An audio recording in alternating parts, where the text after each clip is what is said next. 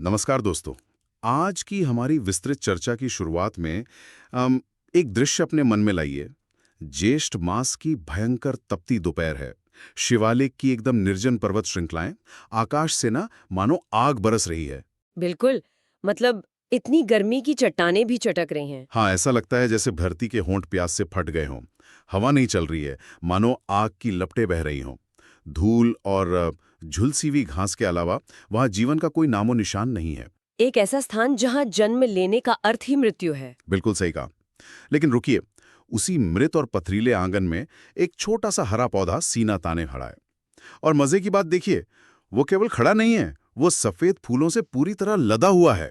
और सबसे बड़ी बात तो ये है कि वो उन भयंकर परिस्थितियों में मुरझाया हुआ बिल्कुल नहीं है, वो मुस्कुरा रहा है। अरे वाह! हाँ, उस प्रचंड ताप की आंखों में आंखें डालकर वो मानो मौन उद्घोष कर रहा है कि नियति चाहे कितनी भी निष्ठुर क्यों न हो, मनुष्य की जो दृढ़ इच्छा शक्ति है ना, उसके आगे उसे झुकना ही पड़ता है। अद्भुत। और आज की हमारी यह चर्चा इसी अद्भुत पौधे के इर्द गिर्द घूमने वाली है। हम बात कर रहे हैं हिंदी साहित्य के महान रचनाकार आचार्य हजारी प्रसाद द्विवेदी जी के प्रसिद्ध निबंध कुटज के बारे में। हाँ। कुटज, अपराजय जीवन शक्ति की कहानी। हाँ, और हमें ये ध्यान रखना होगा कि ये कोई वनस्पति विज्ञान की चर्चा नहीं है। बिल्कुल नहीं। द्विवेदी जी ने केवल एक पौधे का वर्णन नहीं किया है। ये मानव संघर्ष और हमारी गरिमा का प्रतीक है। आज का हमारा लक्ष्य यही समझना है कि कैसे एक साधारण सी पहाड़ी झाड़ी हमारे जीवन का इतना बड़ा आदर्श बन गई। सही बात है। इस पूरी चर्चा का आधार ही यही है कि कुटज केवल जीवित नहीं रहता। जीवित तो मतलब वो भी रहता है जो बिस्तर पर पड़ा बस मृत्यु की प्रतीक्षा कर रहा हो। हाँ, वो तो बस सांस लेना हुआ। हाँ, बिल्कुल। कुटज नियति की आंखों में आंखें डालकर खिलखिलाता है। वो सिखाता है कि जीवन का अर्थ परिस्थितियों के आगे हाथ जोड़ना नहीं है, बल्कि अपना मार्ग स्वयं बनाना है। तो चलिए सबसे पहले उस स्थान को थोड़ा और समझते हैं जहां कुटज जन्म लेता है। शिवालिक की ये पहाड़ी ना, जिन्हें हिमालय का निचला हिस्सा कहा जाता है, ये जगह इतनी शुष्क और पथरीली है कि वहां किसी कोमल फूल के खिलने की संभावना एकदम शून्य है। शून्य है, बिल्कुल। ये वो भूमि है जिसने कोमलता को कभी जाना ही नहीं। वहां केवल संघर्ष लिखा है। इस विरोधाभास को अगर हम थोड़ा गहराई से देखें तो बात और स्पष्ट होगी। वो कैसे?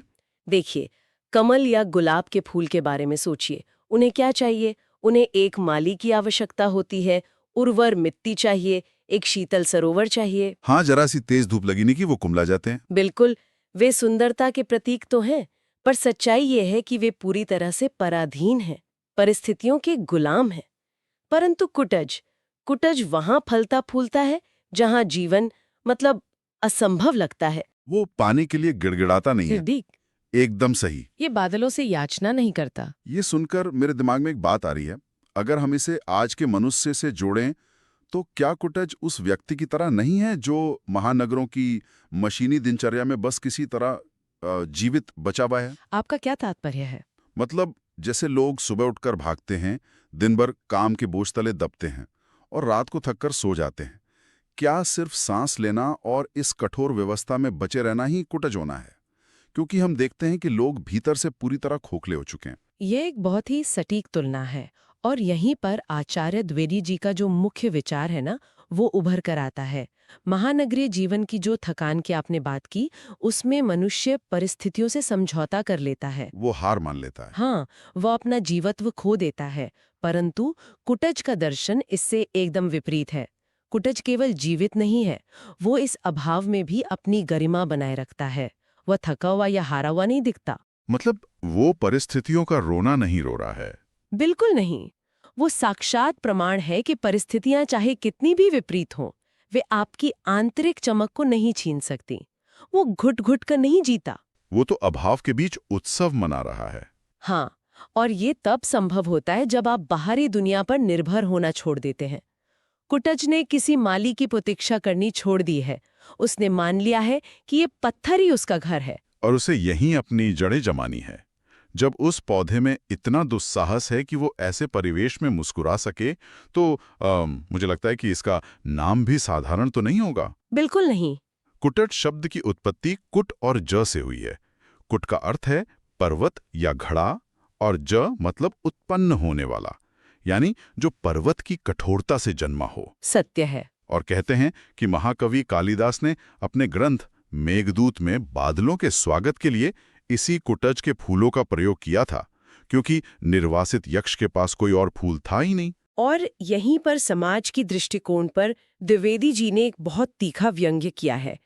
कुटज को देखिए पारंपरिक रूप से सुंदर नहीं माना जाता। हाँ, उसमें गुलाब जैसा रंग या चमेली जैसी सुगंध तो है नहीं। बिल्कुल, इसीलिए लोग इसकी उपेक्षा करते हैं। इसे महलों के प्रांगण में या राजसी उद्यानों में कभी स्थान नहीं मिलता। ये उस उपेक्षित वर्ग का प्रतिनिधित्व करता है जिसे समाज ने केवल बाहरी आवरण के कारण नकार दिया। लेकिन एक मिनट, अगर कालिदास ने कुटज का उपयोग केवल इसलिए किया क्योंकि वहां कोई और फूल मौजूद नहीं था, तो क्या कुटज केवल एक विकल्प या आखिरी सहारा नहीं बन गया? ये एक बहुत ही लाजवाब सवाल है। मतलब जैसे स्कूल के खेल में जिस बच्चे को कोई नहीं चुनता उसे मजबूरी में टीम में रख लिया जाता है, तो इसमें कुटज के लिए सम्मान की बात कहाँ आई? कोई भी दूसरा विकल्प बनकर गौरव कैसे अनुभव कर सकता है? यहीं हमें समाज की संकीर्णता को समझना होगा। समाज हमेशा सुंदरता को बाहरी आवरण से मापता है। कुटज की पहचान इस बात से बिल्कुल नहीं होती कि लोग उसे क्या कहते हैं या कालिदास ने उसे किस मजबूरी में चुना। अच्छा, उसकी पहचान इस बात से है कि वो अपनी जीवन के साथ स्वयं क्या करता है। यानी वो दूसरों की राय से मुक्त है। पूर्ण रूप से मुक्त। वो अपनी उस पथरीली और वीरान सत्ता का स्वयं राजा है। वो किसी का प्रतीक्षारत दास नहीं है। वो अपनी उपयोगिता प्रमाणित करने के लिए किसी की प्रशंसा की प्रतीक्षा नहीं करता। जब सब कुछ सूख रहा होता है, तब कुटज ही है जो बादलों की आंखों में आंखें डालकर उनका स्वागत करता है। बिल्कुल, उसका गौरव कालिदास के काव्य में होने से नहीं है, बल्कि उसके अपने अस्तित्व में है। ये सचमुच सोचने वाली बात है कि समाज द्वारा नकारे जाने के बाद भी कुटज जो ये राजसी गौरव बनाए रखता है, उसके पीछे आखिर शक्ति कौन सी है? और यहीं से हम इस चर्चा के सबसे गहरे पड़ाव पर पहुंचते हैं, अपराजय जीवन शक्ति। अपराजय जीवन शक्ति, यानी जिसे कोई पराजित ना कर सके। निबंध में बताया गया है कि कुटज एक बूंद जल के लिए कठोर चट्टान का सीना चीर देता है। वह पाताल के अंधकार में अपनी जड़ें भेजकर वहां से जल खींच लाता है। उसे लुप्त सर्वस्व कहा गया है, जिसका सब कुछ छिन गया हो। फिर भी वो किसी भिखारी की तरह याचना नहीं करता। वह अपने संकल्प से पृथ्वी के गर्भ से अपना अधिकार छीन लेता है। यह द्विवेदी जी के दर्शन का चरमोत्कर्ष है। उनका विचार स्पष्ट है। जो परिस्थितियों के आगे झुकता है वह दास है, और जो मृत्यु के सामने तन कर खड़ा होता है वह ऋषि है। वह ऋषि है। कुटज इसी ऋषित्व को प्राप्त कर चुका है। इसे समझने के लिए हमें कुटज के 3 मुख्य स्तंभों को देखना होगा। पहला है धैर्य, पुष्पित होने के लिए सही समय की प्रतीक्षा करना। वो जल्दबाजी नहीं करता। दूसरा है शक्ति, अपनी ऊर्जा बाहर से नहीं बल्कि अपने भीतर से खींचना। और तीसरा, जो सबसे महत्वपूर्ण है, वह है आनंद, बिना किसी कारण के भीतर से प्रसन्न रहना। जब मैं ये दृश्य मन में बनाता हूं, तो कुटज मुझे उस निहत्थे योद्धा की तरह लगता है, जो युद्ध भूमि में खड़ा है, हथियार नहीं है पर हार मानने को तैयार नहीं है। परंतु यहाँ एक बात मुझे उलझा रही है। क्या बात? बिना किसी बाहरी कारण या सहायता के कोई भीतर से आनंद कैसे प्राप्त कर सकता है?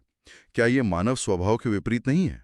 हम तो हमेशा अपनी खुशी के लिए बाहरी वस्तुओं पर निर्भर रहते हैं। हाँ, नौकरी मिलेगी तो खुश होंगे, लोग तारीफ करेंगे तो खुश होंगे। बिल्कुल, बिना कारण खुशी कैसे आ सकती है?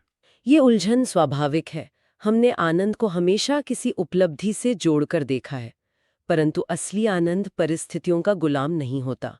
ये आत्मा की गहराई और स्वयं के अस्तित्व को स्वीकार करने से उत्पन्न होता है। जब आप बाहर से आशा छोड़ देते हैं? हाँ, जब आप इस बात से मुक्त हो जाते हैं कि दुनिया क्या सोचती है, तब आनंद भीतर से फूट पड़ता है। मतलब वो आत्मनिर्भरता की चरम सीमा है। एकदम सही। उसे वर्षा ऋतु का या किसी दयालु माली का मोह नहीं है। उसका आनंद उसके अपने अस्तित्व में है। वो इसलिए फूल नहीं देता कि कोई राहगीर उसकी प्रशंसा करेगा। वो खिलता है क्योंकि खिलना उसका स्वभाव है। बिल्कुल। जब आप दूसरों की नजरों से खुद को देखना बंद कर देते हैं, तब जो बचता है वही आत्मानंद है। पहाड़ों की इस एकांत और आत्मानंद से निकलकर जब हम आज के इस शोर शराबे वाले संसार को देखते हैं, तो कुटज का यह मौन दर्शन हम आधुनिक मनुष्यों के लिए एक बहुत बड़ी चेतावनी बन जाता है। बहुत बड़ी चेतावनी। धन, प्रसिद्धि और बाहरी वस्तुओं पर हमारी जो भयानक निर्भरता है, कुटज उसका सीधा विरोधाभास है।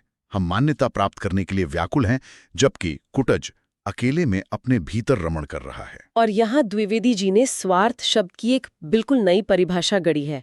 आमतौर पर हम स्वार्थियों से कहते हैं जो दूसरों का हक मारता है। हाँ, मतलब इंसान। पर द्विवेदी जी कहते हैं कि कुटज सबसे अच्छे अर्थों में स्वार्थी है। वो कैसे?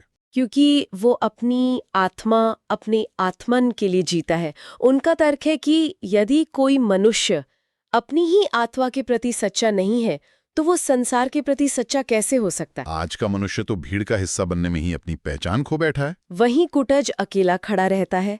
वो अकेलेपन की गरिमा सिखाता है। लेकिन क्या ऐसा नहीं लगता कि इस प्रकार का स्वार्थ और एकांत व्यक्ति को समाज से पूरी तरह काट देगा? मान लीजिए हर व्यक्ति इसी आत्मानंद में अकेला खड़ा हो जाए, तो क्या यह समाज की समस्याओं से मुंह मोड़ना नहीं होगा? ये एक बहुत ही वाजिब शंका है। क्या ये एक तरह का पलायनवाद नहीं है? क्या हम इसे समाज से भागना नहीं कहेंगे? यही तो इस निबंध की सबसे बड़ी खूबी है। ये पलायन बिल्कुल नहीं है। कुटज दुनिया से निराश होकर किसी गुफा में नहीं छिपता। वो भागता नहीं है। वो वहीं डटा रहता है। हाँ, वो उन तपती चट्टानों पर मजबूती से डटा रहता है। वो समाज को त्यागता नहीं है, बल्कि समाज के उन खोखले मापदंडों को अस्वीकार करता है जो मनुष्य को दूसरों की नजरों से खुद को तौलने पर मजबूर करते हैं। यानी वो व्यवस्था के बीच रहकर व्यवस्था से लड़ता है। एकदम सही। वो उस प्रतिकूल परिवेश का शिकार नहीं बनता। वो शिकायत नहीं करता। यही उसकी क्रांति है। वो अपनी जड़ों से, धरती की गहराइयों से जुड़ा है और अपने फूलों से आसपास के वातावरण को जीवन का संदेश दे रहा है। अद्भुत। वो मैदान छोड़कर भागने वालों में से नहीं है। वो हमें सिखाता है कि आप जहां हैं वहीं रहकर बिना अपनी आत्मा का सौदा किए कैसे पूरे सम्मान के साथ खड़े रह सकते हैं। इस पूरे चर्चा को अगर हम समेटें तो ये स्पष्ट हो जाता है कि कुटज वास्तव में केवल एक पौधा नहीं है। ये एक अत्यंत निर्मल दर्पण है जो हमें हमारी खुद की कमजोरियां दिखाता है। बिल्कुल। जब हम इस दर्पण में झांकते हैं, हमें अपना वो रूप दिखाई देता है जो जरा सी परेशानी आने पर हार मान चुका है। यह हमसे पूछता है कि क्या हम अपनी पथरीली परिस्थितियों का केवल रोना रो रहे हैं? क्या हम किसी मसीहा के आने की प्रतीक्षा कर रहे हैं? हाँ, या फिर क्या हम कुटज की तरह अपनी आत्मा की गहराइयों में जाकर वहां से मुस्कुराने की शक्ति खोजेंगे? ये दर्पण हमसे लगातार सवाल करता है। हम सभी के जीवन में कोई न कोई शिवालिक की पहाड़ियां हैं और इस चर्चा का निचोड़ आचार्य द्विवेदी जी के उस एक अमर कथन में समाहित हो जाता है, जीना भी एक कला है, पर जिद के साथ जीना एक तपस्या है। जिद के साथ जीना एक तपस्या है। कुटज उसी जिद का जीता जागता स्वरूप है। वो विनाश के सामने कभी अपना सिर नहीं झुकाता। और आज के इस गहन विमर्श को यहीं विराम देते हुए अपने मन में एक उत्तेजक विचार को अंकुरित होने का अवसर दीजिए। क्या ऐसा हो सकता है कि हमारे जीवन की सबसे बड़ी शक्ति और हमारी सबसे बड़ी पहचान ठीक उसी स्थान पर छिपी हो जहां हम स्वयं को सबसे अधिक वंचित और अभावग्रस्त महसूस करते हैं? सत्य है। क्या हमारा सबसे बड़ा संघर्ष ही वास्तव में हमारी सबसे बड़ी जीत का मार्ग है? यदि इस अपराजेय जीवन शक्ति की कहानी ने आपके हृदय को छुआ हो, भीतर की किसी सोई हुई ऊर्जा को जगाया हो, तो इस प्रस्तुति को लाइक करें, अपने प्रियजनों के साथ शेयर करें, अपने विचार कमेंट में व्यक्त करें और चैनल को सब्सक्राइब करना न भूलें। कुटज की भांति अपनी जड़ों से जुड़े रहें, अडिग रहें और हर परिस्थिति में मुस्कुराते रहें।